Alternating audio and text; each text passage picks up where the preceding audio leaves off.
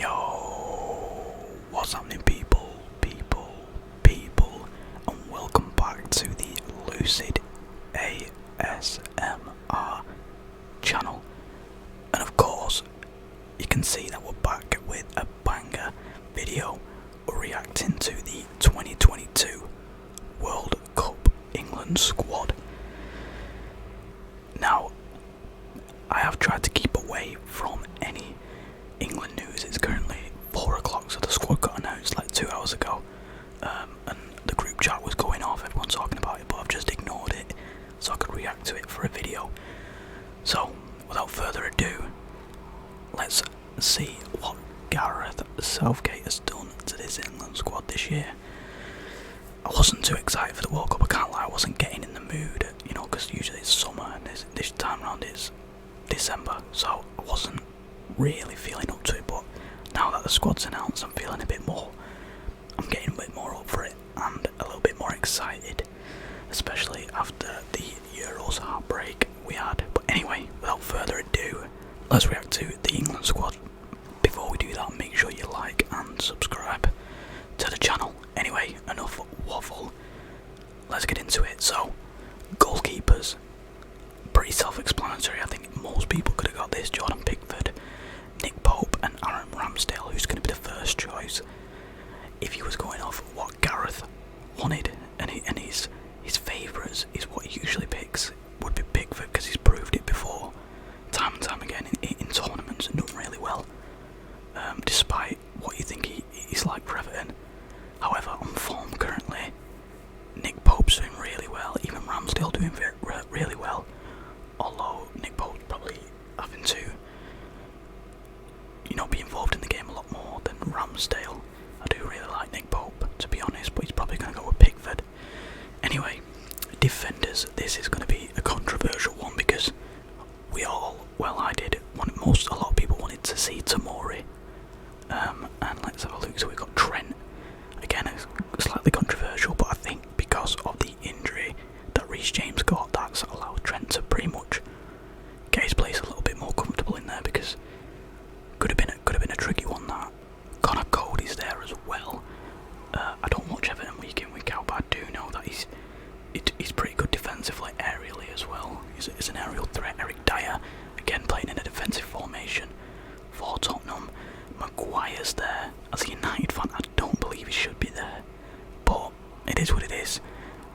Southgate's going to pick his favourites. Luke Shaw's there, yep. John Stones there. Kieran Trippier, I like. Kyle Walker, coming back from an injury, so a bit of a risk, but you can't not take Kyle Walker for the experience, and he's a quality player as well in the system that Southgate wants to play with the 5-back. Kyle Walker's probably going to end up playing a right centre-back in that formation. You got Ben White as well. Versatility offers a lot more. Now, Maguire, there's no Tomori. I mean, I could have guessed it. I think a lot of people could have guessed it. I'm not going to sit here and claim to be an avid Serie A watcher. I don't watch it at all. I won't watch it. I'll probably watch like the Champions League games or anything like that, but I'm not going to sit here and pretend that, like, oh, I watch Tomori every week and all this. But going off basic knowledge, I think everyone understands that Tomori has been playing phenomenal. People are going to say that he didn't have a really good game against Chelsea, but I think in terms of developing the England squad for the future, I think Tomori has to go, just for the experience for himself. Even if he doesn't play that much, I think it'd be good for him for a future England, because a lot of those centre backs, a lot of the defenders are aging now. People might be like, yeah, but you've got to just take who you want now for the tournament, but I think there's room there to take 1 or 2 players to develop and help. And I'm not being funny, but Tomori's still really good. I think the reason Southgate doesn't take him because A, he has favourites, Maguire, and B, I don't think Tomori is aerially as good as the likes of Harry Maguire, Connor Cody, Eric Dyer. So yeah, but again, Southgate does have his favourites, and that's a definite. I think Tomori is the only one we can really argue about there, but it is what it is. Moving on to the midfielders, Jude Bellingham, banging. Everyone wanted Jude there, phenomenal. Conor Gallagher's there. That's quite a shocking one. one to me, to be honest. Maybe I'm alone in that one, but Conor Gallagher being there is a bit of a rogue shout there. I kind of like it though, again, sort of building to the future, I do like it in that context. But just in terms of what, I wouldn't have put Conor Gallagher there if I made a list that I thought Southgate was going to take. He wouldn't be in there. So, Jordan Henderson, yeah, for the experience, captain and all that. Mason Mount, not been in phenomenal form, but, you know, there's no James Maddison. He's counting as a forward, isn't he? Yeah, of course he is. So James Maddison is there jumping ahead, but anyway, we'll get to him, which I'm buzzing about. Calvin Phillips, again, another rogue shout, not playing any minutes, been injured with like a shoulder injury. So that is a bit of a rogue shout as well. And Declan Rice. The only thing I don't like about that midfield is there's a lot of players that are very similar, which I really don't like. I think Declan Rice, Phillips and Henderson are all similar players. You could even put Jude in there. I know he's a bit more of a box-to-box.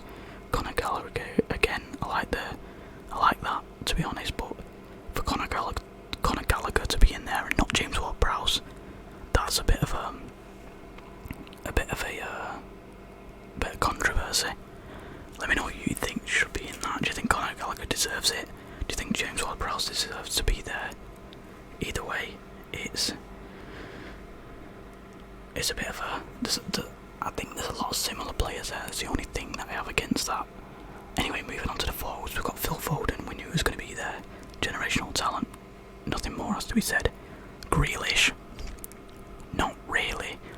He's criticised for not hitting the heights that people thought he would in terms of goal scoring and assists, just in terms of stats wise. But every time I watch City play, and every time I watch Jack Grealish play, he does play really well. Does he fit as Gareth Southgate's system? I don't think so. That would be my only critic. Harry Kane, definitely. James Maddison, phenomenal. I can't believe he's going. That's buzzing. I did have doubts that Gareth wasn't going to take him, but to know that he's taken him, that's great. James Maddison's been performing in a poor Leicester side, so there was no doubt he had to go, and he's been doing it for a while. So I think James Maddison's been going under the radar. So happy to see him go, and I think he's a phenomenal player. Rashford, buzzing, obviously for United, because we don't have many United players going there, which is a bit sad. We've got Luke Shaw, Maguire, no midfielders obviously, Rashford, and that's it, I think, yeah. So Rashford's been critiqued over the past so many months or whatever, so many years, just for, you know, the lack of form, lack of goals. But everyone, if you've been watching United for the past since like Ten Hag and stuff, Rashford's definitely hitting form again. Probably not burying as many chances as he should, but he's creating a lot, getting into the spaces to make those chances. He's just not been taking his chances as much as he should have, but I still think Marcus Rashford offers you a lot more than the likes of like an Ivan Toney, because Ivan Toney's not going. You could take Toney for the penalties, but Callum Wilson. So he's took Wilson over Toney. Realistically, I think that's where it comes in. I think if most people had put Bukayo Saka, Raheem Sterling, Rashford, James Maddison, Kane, Grealish and Foden, but the rogue shout is Wilson.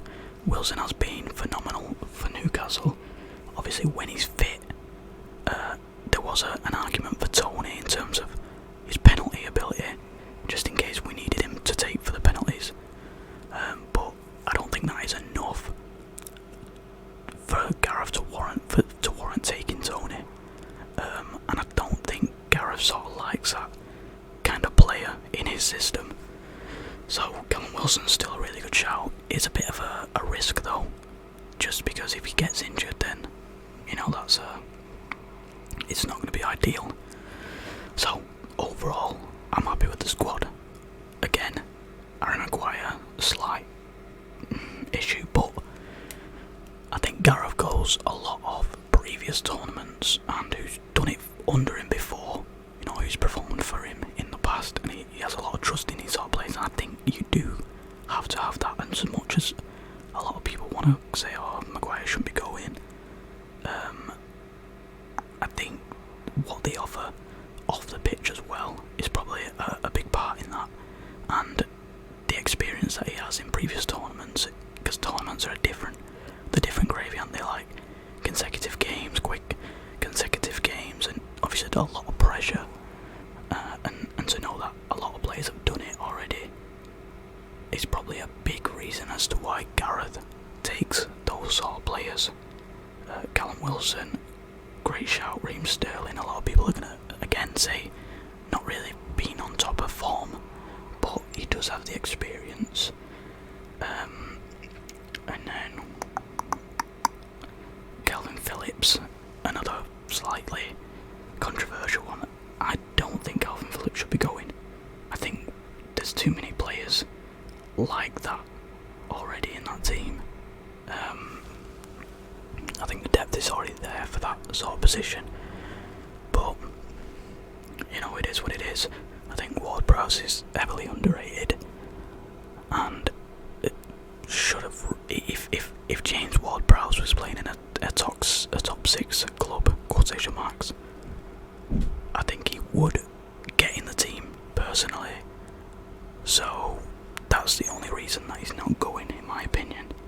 But anyway, only a quick video. I just wanted to react to the 2022 World Cup England squad and just get your guys' opinions and thoughts on it. Overall, like I said, I'm happy. Just a slight few things that would probably, slight few players I wouldn't take, and others that take over him. But happy that James Maddison's definitely in there. So yeah, let me know who you think should have been in. Let me know